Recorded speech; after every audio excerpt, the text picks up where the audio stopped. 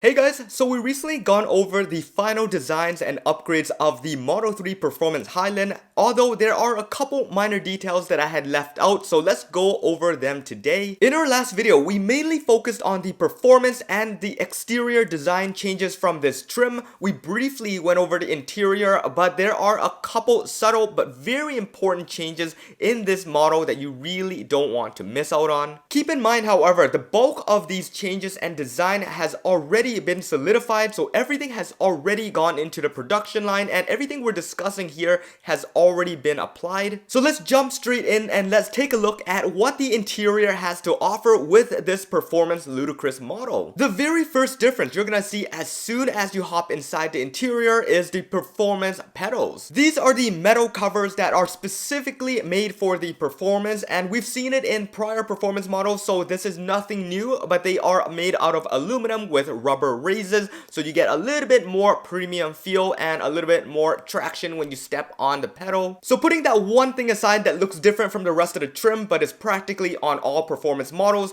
now we are going to take a look at all the differences from the Performance to the new generation Performance. I would now say that the most obvious change that you're going to see as soon as you hop inside is going to be the new Sport seat package. These seats have been talked about ever since they were leaked from the service manual, and some unconfirmed images have actually gone out showing us exactly what it's going to look like. We have some really great shots from the back and the front. However, the real question is whether this is going to come in white and black, or is it just gonna come only in one color? I do have a video about these specific seats and why I believe that Tesla may be sticking to just one color option this time around. If you guys want to check that out, I will drop a link in the description and up top there. But overall, these seats are going to be a massive upgrades for this Performance trim. It's going to be extremely comfortable, extremely bolstered, and tons of control, so make sure that it is exactly built for you. The headrest is also completely different. If you take a look up top here, there is a lot of support for you when you are on the track. And just below the headrest, you're gonna see a brand new Ludicrous badge. This is gonna indicate how special this car is compared to any of the other trims. There's also some very interesting stitching layouts throughout the entire seat, so this is gonna make it extremely premium and very exclusive if you do pick up this package for the Model 3 Performance. As for ventilated seats, we've seen it in prior leaks that it will have the perforation and likely have the ventilation as well.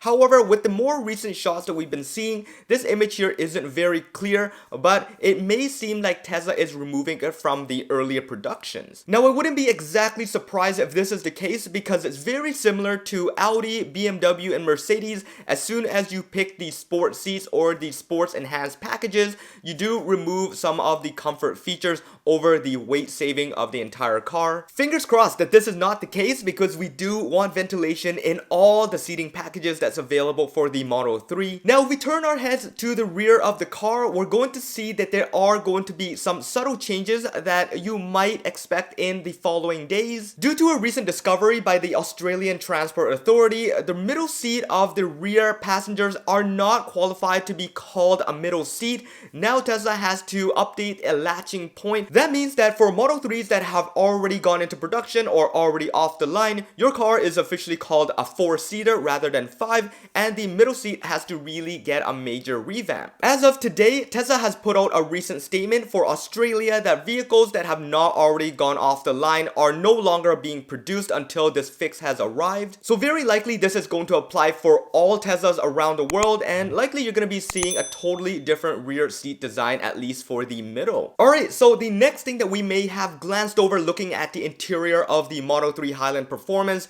is the recent upgrades of the buttons. Right after the launch of the Cybertruck, Tesla has decided to include these buttons in the Model 3 Highlands for the US. If you take a look at the left side of the steering wheel, you notice that there is a new indicator stating that the scroll wheel is now multi-adjustable or multi-programmable. This means that for the Model 3 Highland Performance exclusively, they can now program very specific driving steering modes and performance modes into this click. An example would be Tesla programming the button to select between drive modes such as Sport over to Ludicrous by simply just clicking the button over rather than having the driver switch over everything from the UI. Now here's another major point of the steering wheel that we may have just glanced over completely. Tesla has switched over right after the Cybertruck's unveiling a new camera button, and this may indicate that we have a front bumper camera. As you guys can see from the current vehicles we have right now, there is a different camera indicator. This looks like a video recorder where it will enable the backup cam and the side cams. Tesla has updated the steering wheel to now show this exact same logo or indicator as the Cybertruck,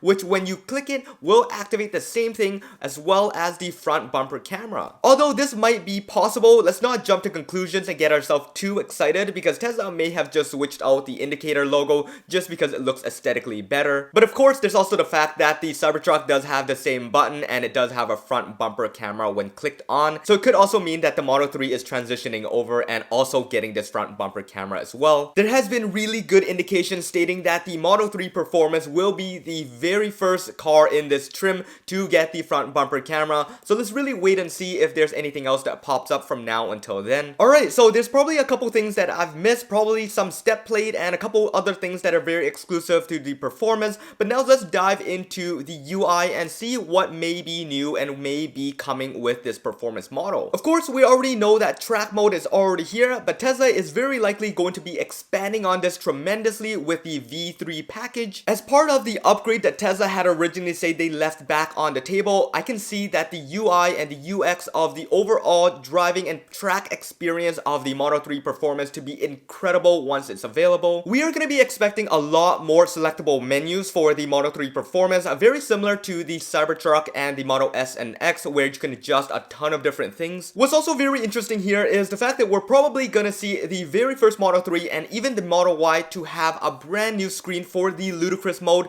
This means that the UI is going to be able to do something very similar to the Plaids and very similar to what the Cybertruck has. Of course, there's going to be to some extent because it doesn't have the cheetah stance, it doesn't have the air suspensions to do that, but it is going to have that same UI as the Cybertruck and as the Plaid models. Speaking of suspension, we're likely going to be seeing some very specific menus for the Performance model, as now we have the adjustable suspension, meaning that there are some kind of configuration that you need to do with it, meaning that there is going to be some kind of toggle. So yeah, there's still a ton of things to discover about the Model 3 Performance. Now we talked about this in the previous video and I felt like I still left out some very important parts which I will follow up on. There are gonna be some things such as the spoiler that I didn't mention, and that's gonna be coming in very specific for the Model 3 Performance. The next generation Model 3 Performance is going to be a very special car, and I know a lot of you guys are here because you guys want to hear every detail about it.